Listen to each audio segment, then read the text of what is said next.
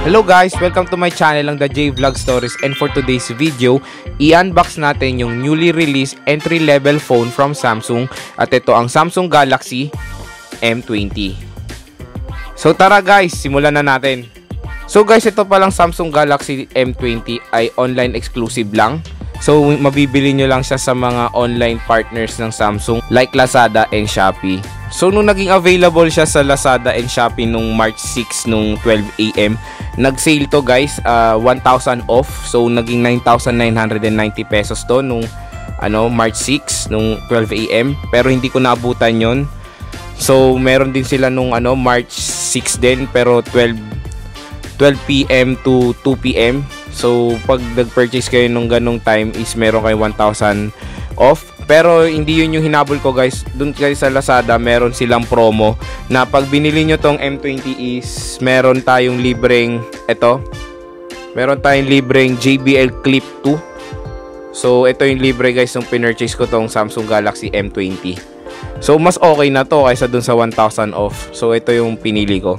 So guys, ang official price pala nito guys is 10,990 pesos or almost 11,000 pesos na siya guys. So guys, tara simulan na natin i-open. Makikita natin dito sa harap guys, ito Samsung M20.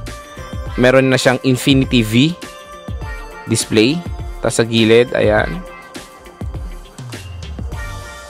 So ito yung specs niya guys. 4G LTE, Infinity V display, dual camera. At guys, grabe ang battery niya, 5,000 mAh battery. Mas mataas pa siya sa mga flagship phone ng Samsung like yung Samsung Galaxy Note 9 tsaka yung Samsung Galaxy S10. So, tatry natin yan. 64-bit octa-core processor. So, ayan, 8 megapixel front cam, 32 GB memory, and 3 GB ang RAM. So, ang rear camera niya is 13 and 5 megapixel rear camera. So, dual camera to guys. So, Sara, buksan na natin. Ayan guys, nakasilid pa siya.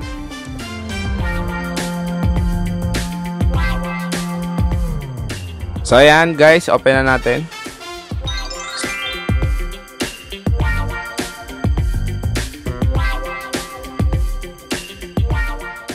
So guys, ito yung phone. Ayan na tong phone. Ito siya guys, ito yung napili kong color. And guys, sa box, ito siya. Meron tayong charger brick. So guys, napaka-okay to guys dahil fast charging na yung yung power brick. So na-amaze ako dito. Fast charging na siya. Astig. Buti na lang guys, merong earphone. Ayan. And guys, ito tingnan natin. Guys, OMG. Buti na lang guys is USB Type-C na siya. So good news yan guys, USB Type-C na to and fast charging na siya. And ito yung SIM eject tool sa baba ng box. Ito natin tong So yan guys, quick start guide, warranty card, and yun lang, wala na. So ito na yung phone guys. Wow, ang ganda guys. Sa price na 11,000 pesos guys, sulit na sulit tong phone na to, promise. So ayan, buksan na natin.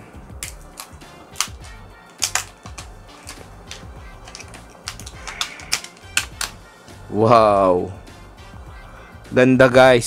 So guys, ito na yung phone. So dito sa likod makikita natin yung fingerprint scanner, yung dual camera niya, tsaka yung flash. And guys, wala siyang screen protector.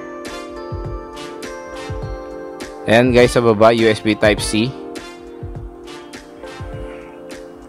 So open natin. Ay wait guys, tignan natin kung ano yung SIM card nito, SIM card slot. So yan guys, tingnan natin yung SIM card slot nito. So good news guys, hindi siya hybrid SIM card slot. So pwede mong lagyan ng dalawang SIM and micro SD card. Glossy finish siya guys.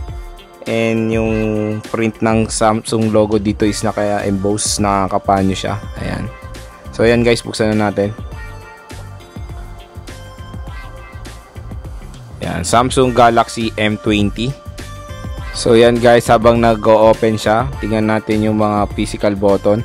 Nandito na rin guys sa isang gilid lahat ng physical button nitong Samsung Galaxy M20. Ang power button tsaka ang volume rocker. So wala nang physical button sa kabila. Kasi sa dati, yung karamihan ng mga phones nila is nasa kabila yung volume rocker. So nilipat na nila dito. And sa taas wala, microphone lang. And sa baba, ayan nga yung sinasabi nating USB Type-C. Ayan. Yan yung USB Type-C. 3.5mm headphone jack tsaka speaker. So ayan. Wow guys, ang ganda nung screen niya guys. Infinity V display. Ayan, so start tayo. Setup na natin guys. So ayan guys, na setup na yung Samsung Galaxy M20. So guys, yung first impression ko dito is maganda yung screen niya guys, lalo na yung Infinity V display nila. Ito ata yung pagkakaalam ko yung first na Samsung na nagkaroon ng notch. Ang tinatawag nilang notch na yun na Infinity V. And ayan, maganda naman yung resolution ng display. And yung build quality niya guys, yung design. At saka yung back niya, yung glossy finish niya, okay na okay siya. Maganda naman guys. Stay tuned na lang sa aking review. Gagawa ko ng review na itong Samsung Galaxy M20. So yun guys, doon naman po nagtatapos ang ating video. Kung nagustuhan nyo po yung video, don't forget to like and share. And also subscribe po to my YouTube channel for more upcoming videos. And like me on Facebook at JVlog Stories. At kung gusto nyo po maging updated sa mga aking video, i-click nyo na ang bell icon for notification. Once again, this is Joe from the JVlog Stories and have a great day. Bye!